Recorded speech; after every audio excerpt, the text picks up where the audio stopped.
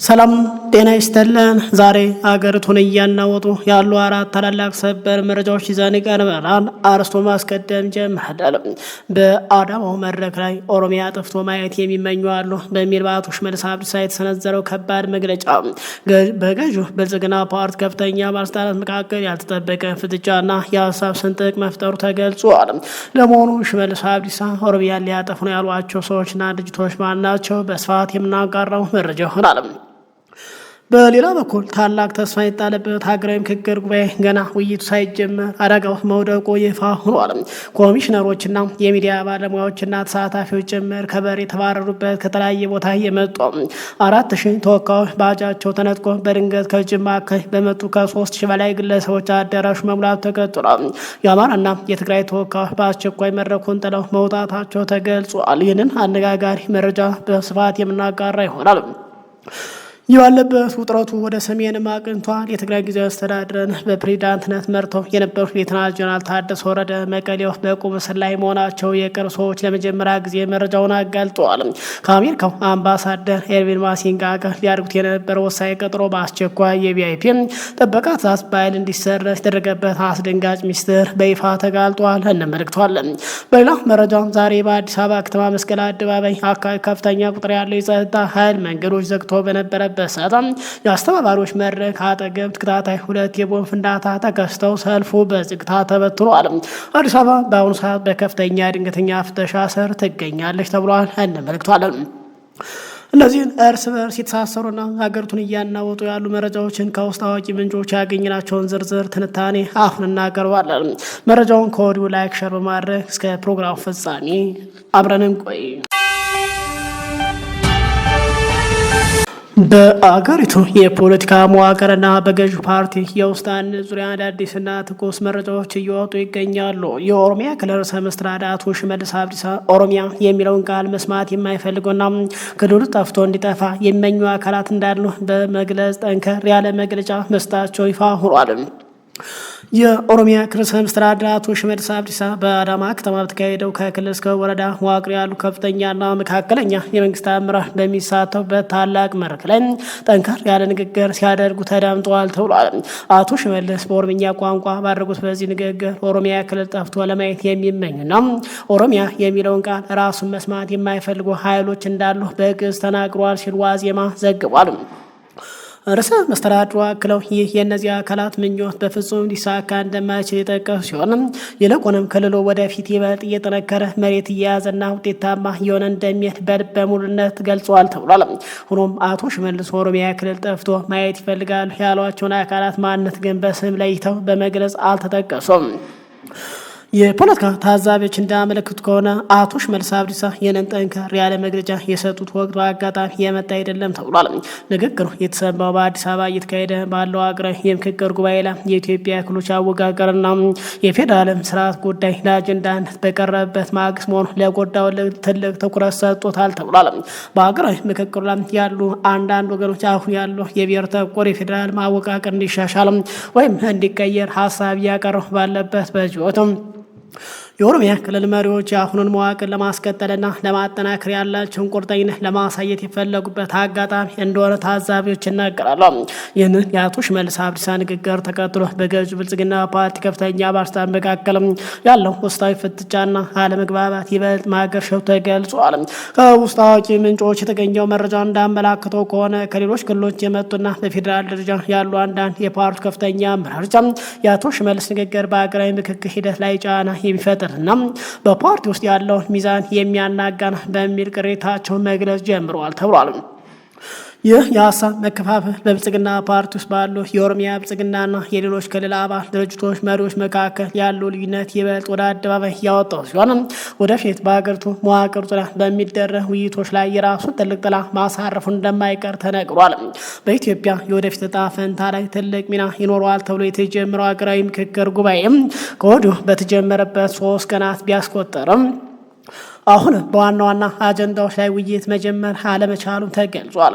ከተለያዩ ክልሎች የመጡ በመቶ የሚቆጠሩ ተሳታፊዎች መታወቂያ ማግኘት ባለመቻላቸው ለእንግልት መዳረጋቸውና አንዳንዶች ራሳቸውን ከምክክሩ እያገለሉ መሆኑን የዋዜማ የመረጃ ምንጮችን ገልጿል።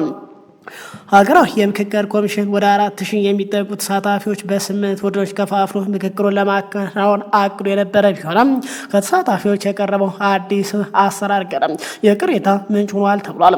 አንድ ተመካካሪ በተመደበበት የርዕስ ጉዳይ ቡድን አማካኝነት በአንድ አጀንዳ ላይ ብቻ እንዲመካከር መወሰኑ በርካታ የፖለቲካ ፓርቲ የሲቪክ ማህበራት ድርጅቶች ተወካዮችን አስቆጥቷል ተብሏል። ኮሚሽነሮች ሁሉም የስራ ቡድኖች ተመጣጣኝ ውክልና እንዲኖራቸው ይደረጋል የሚል ምላሽ ቢሰጡም ቅሬታው ግን ሊቀረፍ አልቻለም ተብሏል። በተለይ 30 ቀናት ያህል በአንድ አጀንዳ ላይ ብቻ ተወስነን እንድንመካከር መደረጉ ትክክል አይደለም፣ በሁሉም አጀንዳዎች ላይ መሳተፍ ነበረበት በሚል መገናኛ ብዙሃንና ተጽዕኖ ፈጣሪዎች ወክለው የተመረጡ አንዳንድ ወሳኝ ተመካካሪዎች ራሳቸውን ከሂደቱ ማግለላቸው ታውቋል። በርካቶችም ከወዲሁ ምክክሩን ጥለው በዚህ ቀድሞ በከሸፈ ምክክር ላይ እጃችንን አጠቃላይ አናስገባም በማለትም ጥለው ወደ ሀገራቸው መግባታቸው ተገልጿል። ሌላው የጉባኤው ዋነኛ ማነቆ የሆነው ተሳታፊዎች መታወቂያ ስታት ሂደት ነው ተብሏል። ኮሚሽኑ እስከ ሐምሌ 7 ቀን ድረስ መታወቂያ ድሮ ለመጨረስ አቅዶ የነበረ ቢሆንም የኮታ መሙላትና የዝርዝር አለመድረስ በሚል ምክንያቶች እስከ ሐምሌ 9 ቀን ድረስ በመቶ የሚቆጠር ተሳታፊ መታወቂያ ሳያገኙ ቀርተዋል ተብሏል። ይህ ችግር በተለይ ከትግራይ ክልልና አማራ ክልል በመጡ ተሳታፊዎች ላይ በከፋ ሁኔታ ታይቷል ተብሏል። በትግራይ ክልል ከሲቪል ማህበራት ድርጅቶች የምሰራ ነኝ ያሉት በኮሚሽኑ ጥሪ መሰረት በርካታ ኪሎ ሜትሮች አቋርጦ አዲስ አበባ የገባ አንድ ተሳታፊ ኮሚሽኑ በሲቪል ሰርቪስ ዩኒቨርሲቲ ማረፊያ ከተሰጣቸው በኋላ ስም በዝርዝር ውስጥ የለም፣ የትግራይ ኮታ ሞልቷል በሚል መታወቂያ እንደተከለከለም ገልጿል። ተሳታፊዎች የኛን ኮታ ማን ወስዶት ነው በሚል ላቀረበው ጥያቄ የኮሚሽኑ አስተባባሪዎች ያለ አግባብ መታወቂያ የወሰደ አካል ካለ አጣርተን እርምጃ እንወስዳለን የሚል ምላሽ ሰጠውናል ብሏል። ኮሚሽኑ ቀደም ሲል ባወጣው ማሳሰቢያ በኮሚሽኑ ጥሪ ያልደረሳቸው ግለሰቦች እንደማያስተናግድ አስታውቆ የነበረ ቢሆንም አሁን ላይ ግን ጥሪ ተደርጎላቸው የመጡ ዜጎች ጭምር ለአሰቃቂ እንግልት መዳረጋቸው የመረጃ ምንጩ ገልጿል። ይህ በእንዲህ እንዳለ የምክክር ጉባኤው እንዲካሄድበት የተመረጠ በአዲስ አበባ በተለምዶ የተባበሩት በሚጠራው አካባቢ የሚገኝ አዲስ ዓለም አቀፍ ኮንቬንሽን ማዕከል በከፍተኛ የጸጥታ ጥበቃ ስር ይገኛል ተብሏል። የኢትዮጵያ ፌዴራል ፖሊስና ብሔራዊ የመረጃ ደህንነት አገልግሎት የማዕከሉን ደህንነት የማስጠበቅ ኃላፊነት ወስዷል ተብሏል። የማዕከሉ መግቢያ በሮች የብሔራዊ መረጃ ደህንነት አገልግሎት ባልደረቦች በጥብቅ እየተቆጣጠሩት የሚገኝ ሲሆን በዚህ ጥብቅ ቁጥጥር የተነሳ ግን የኮሚሽኑ ሰራተኞች ጨምሮ የመገናኛ ብዙሃን ባለሙያ ባጅ ያላቸው ባለድርሻዎች ወደ ማዕከሉ ለመግባት እጅግ ተቸግረው ተመልሰዋል ተብሏል። እንደውም የሚገርመው ነገር ከኮሚሽኑ ከፍተኛ ኮሚሽነሮች መካከል አንዷ ራሳቸው ወደ ማዕከሉ ለመግባት ተቸግረው እንደነበር ታዝበናል ያሉ የመረጃ ምንጮች የትኛው ባለድርሻ አካል በየትኛው መግቢያ በር መግባት እንዳለበት በግልጽ ባለመታወቁ ከፍተኛ መስተጓጎልና እንግልት መፈጠሩ ተገልጿል። የጸጥታ ኃይሎች የሚዲያ ባለሙያዎች ተሳታፊዎችን ከዛም አልፎ ኮሚሽነሮች ሳይቀር ወደ አዳራሹ እንዳይገቡ ሲከለክሉ ታይተዋል ተብሏል። ምንም እንኳ ባለፈው ረቡዕ ሐምሌ 8 ቀን የሀገራዊ ምክክር ጉባኤ ይፋዊ የመክፈቻ ስነ ስርዓት ጠቅላይ ሚኒስትር አብይ አህመድ በተገኙበት በደመቀ ሁኔታ ቢካሄድም የምክክር ጉባኤው ግን እስከ ሐምሌ 10 ቀን ድረስ ሊጀመር አልቻለም ተብሏል።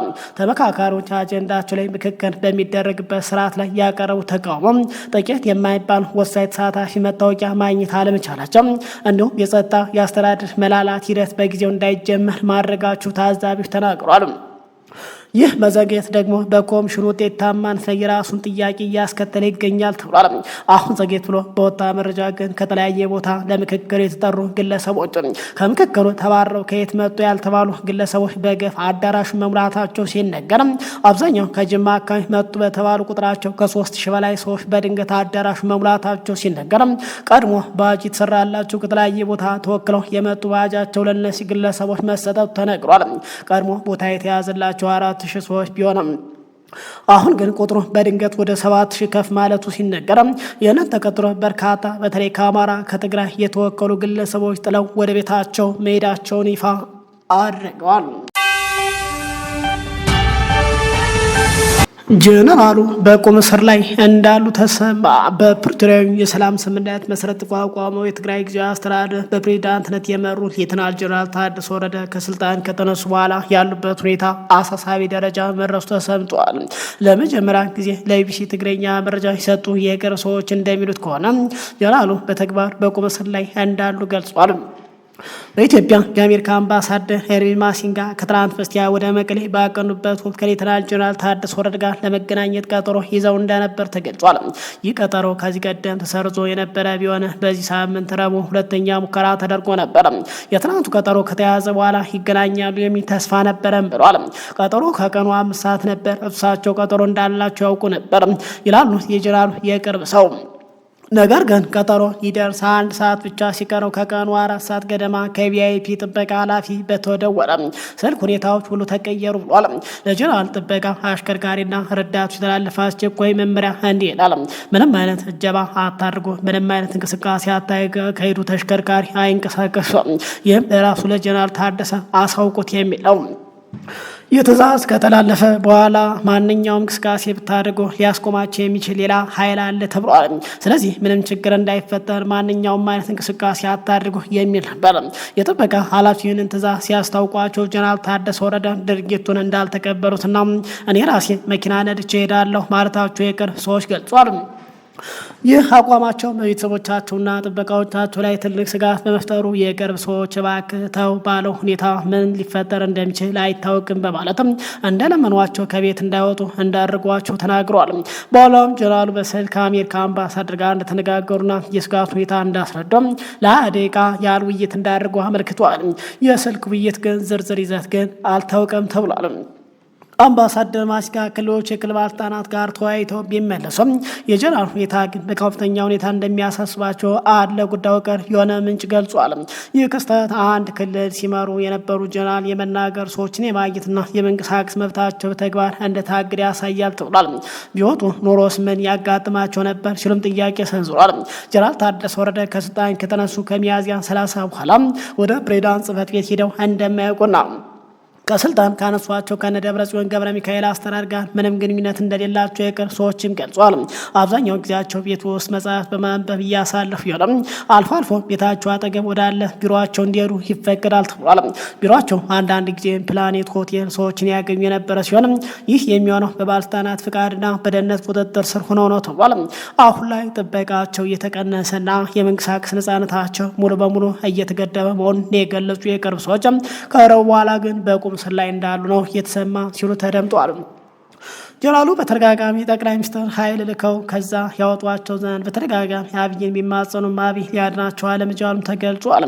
የጠቅላይ ሚኒስትር አብይ ባለስልጣን መቀሌ በታገቱበት ሰዓት እንግዲህ ከትግራይ የኮበለሉትና እነ ጌታቸው ረዳ አዲስ አበባ ላይ የጠሩት ሰልፍ ላይ ህዝብ አልወጣም በማለት ማመፁ ተሰምቷል። በአዲስ አበባ ከተማ ዛሬ ሊደረግ ታቅዶ በነበረው ሰልፍ ዙሪያ እጅግ አስቸኳይ ያልተጠበቀ መረጃዎች ወጥተዋል። ከፍተኛ ቁጥር ያለው የጸጥታ ኃይል ተሰማርቶ መንገዶች በተዘጉበት መዲና ሰልፉ በተጀመረበት አካባቢ ተከታታይ የቦምብ ፍንዳታ ተሰምቷል ተብሏል። በትግራይ ክልል ያለው የግዳጅ ወታደራዊ አፈሳ ለመቃወም በአዲስ አበባ መስቀል አደባባይ የተጠራው ሰልፍ ዛሬ መካሄዱ ታውቋል። ይሁን እንጂ ከቦታው የሚወጡት መረጃዎች እንዳመላክቱ ከሆነ በሰልፉ ላይ የተገኘው የሰልፈኛ ቁጥር አስቀድሞ ከተጠበቀው በታች መሆኑ ተገልጿል። የአካባቢ የመረጃ ምንጩ እንደገለጸው ከሆነ ከተለያየ አካባቢ ይመጣሉ የተባሉ በርካታ ዜጎች በሰልፉ ላይ ለመገኘት ፈቃደኛ ሳይሆኑ ቀርቷል። ሰልፉን ለማሳካት ሲባል በትግርኛ ቋንቋ የተጻፉ ባነሮች ያነገቡ የተወሰኑ የስራ ሰራተኞችና በከተማዋ ድጋፍ የሚደረግላቸው ዜጎች እንዲሳተፉ ተደርገዋል ተብሏል። ይህ በእንዲህ እንዳለ የሰልፈኞችን ደህንነት ለመጠበቅ ሊፈጠር የሚችል አለመረጋጋት ለመግታት ቁጥሩ በሺህ የሚቆጠር እጅግ ከፍተኛ የጸጥታ ኃይል በከተማ መንገዶች ላይ ተሰማርቶ የነበረ ሲሆን በርካታ ዋና ዋና መንገዶች ሙሉ በሙሉ ተዘግተው አርፍዷል። ይህ በእንዲህ እንዳለ ሰልፉ እየተካሄደ በነበረበት በዚሁ ሰዓት ጠዋት ላይ እጅግ አስደንጋጭ ክስተት ተሰምቷል። የቀድሞ የትግራይ አመራሮችና የሰልፉ አስተባባሪዎች በነበሩበት አካባቢ ተከታታይ 2 የቦምብ ጥቃት መፈጸማቸው ተነግሯል። እነዚህ ፍንዳታዎች የሰሙት የሰልፉ አስተባባሪዎች ከፍተኛ አመራር በቅርበት በተቀመጡበት ቀጠና መሆኑ የተነገረ ሲሆን ጥቃቱ ሆን ተብሎ አመራሮች ኢላማ ያደረገ ይሆን ወይም ደግሞ አይሆን እስካሁን በይፋ የተረጋገጠ ነገር የለም። ከተማ አስተዳደሩ የጸጥታ አካላት በፍንዳታው ሳቢያ በሰው ሆነ በንብረት ላይ ስለደረሰው ጉዳት የሰጡት ይፋዊ መግለጫ ባይኖርም ክስተቱን ተከትሎ ግን በስፍራው የነበረ ሰልፍ ወዲያውኑ እንዲበተን ተደርጓል ተብሏል። ይህ ድንገተኛ የቦምብ ፍንዳታው ተከትሎ በአሁኑ ሰዓት በአዲስ አበባ ከተማ በተለያዩ ስትራቴጂያዊ ቦታዎች ላይ ያሉ የጸጥታ ፍተሻ እጅግ ተጠናክሯል ተብሏል። የመንግስት የጸጥታ ኃይሎች፣ የፌዴራል ፖሊስ፣ የደህንነት አካላት በከተማ መውጫ መግቢያ እንዲሁም በተሽከርካሪ ላይ በእግረኞች ላይ ጥብቅ ፍተሻ ሲያደርጉ አርፍደዋል። ድርጊቱን የፈጸሙ አካላት ለመለየትና ተጨማሪ ስጋት ለማስቀረት የጸጥታ ኃይሉ ከፍተኛ ዝግጅት እያደረገ መሆኑ ተገልጿል። የፖለቲካ ውጥረት ወደ አዲስ አበባ አደባባይ በወጣበት በዚህ ወቅት እንዲህ አይነት የጸጥታ ስጋት መፈጠራቸው በነዋሪዎች ዘንድ ከፍተኛ ጥንቃቄን አስከትሏል ተብሏል።